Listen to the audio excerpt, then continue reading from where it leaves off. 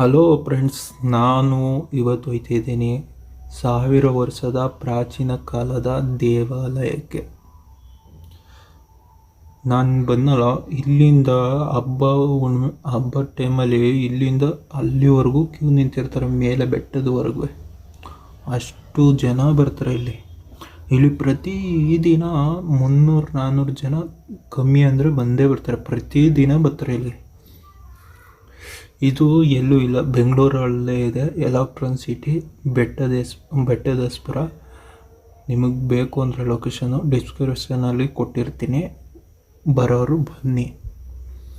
ಇಲ್ಲಿ ಆಲ್ಮೋಸ್ಟು ತುಂಬ ಜನ ಬರೋದು ಈ ಬೆಟ್ಟದ ಮೇಲೆ ಅವರು ವಿಶ್ರಾಂತಿ ಮಾಡೋಕ್ಕೆ. ಹಾಗೆ ದೇವಸ್ಥಾನಕ್ಕೆ ಹೋದಂಗೆ ಹೋಗುತ್ತೆ, ವಿಶ್ರಾಂತಿ ಮಾಡ್ದಂಗೆ ಆಗುತ್ತೆ. ಒಂಥರ ಕೂಲಾದ ಪ್ರದೇಶ ಇದು.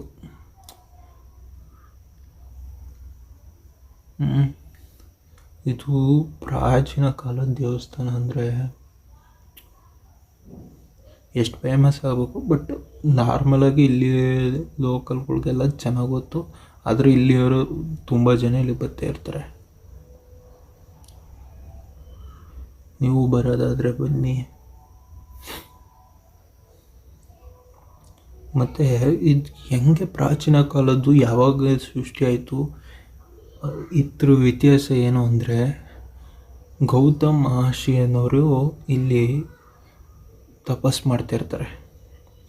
ಗೌತಮ್ ಮಹರ್ಷಿಯಾದ ಅವರ ಪತ್ನಿಯರಾದ ಶ್ರೀದೇವಿ ಮತ್ತು ಭೂದೇವಿಯವರಿಗೆ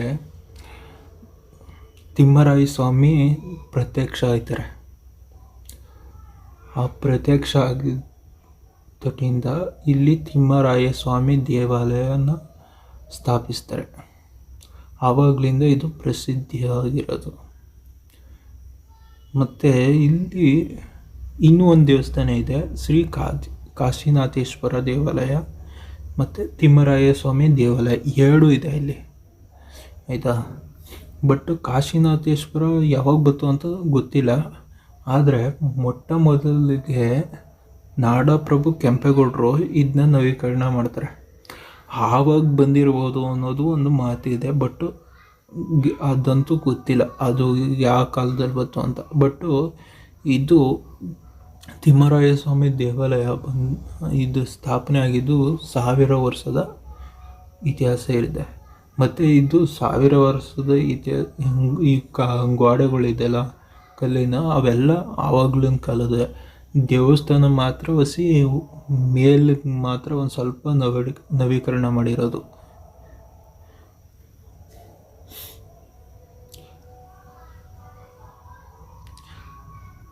ಇದ್ರೊಳಗಡೆ ಹೋಗ್ಬೇಕು, ಹೋದ್ರೆ ಮಾತ್ರ ಒಳಗಡೆ ಫೋಟೋ ಗೀಟ ಅಲ್ಲೋ ಇಲ್ಲ.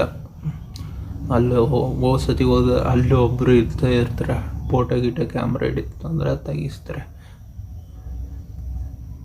ನೋಡಿ, ಈ ಕಡೆ ಇದು ಕಾಶಿನಾಥೇಶ್ವರ, ಆ ಕಡೆ ತಿಮ್ಮರಾಯ ಸ್ವಾಮಿ ದೇವಾಲಯ. ಕಲ್ಯಾಣಿ ಇದೆ ಮತ್ತು ದಶಕದಿಂದ ಮುಚ್ಚಿಬಿಟ್ಟಿದ್ದಾರೆ. ಏನಕ್ಕೆ ಮುಚ್ಚಿದ್ರು ಅಂತ ಗೊತ್ತಿಲ್ಲ. ನೀರು ಇದೆ ಕಲ್ಯಾಣಿಯಲ್ಲಿ. ಇದಿಷ್ಟೇ. ನಿಮಗೆ ಇಷ್ಟ ಆದರೆ ನೀವು ಬಂದು ವಿಸಿಟ್ ಮಾಡಿ. ನನಗೆ ಗೊತ್ತಿರೋಷ್ಟು ಮಾಹಿತಿ ತಿಳಿಸಿದ್ದೀನಿ. ಹಾಗೆ ಇಷ್ಟ ಆದರೆ ಒಂದೇ ಒಂದು ಸಬ್ಸ್ಕ್ರೈಬ್ ಮಾಡಿ.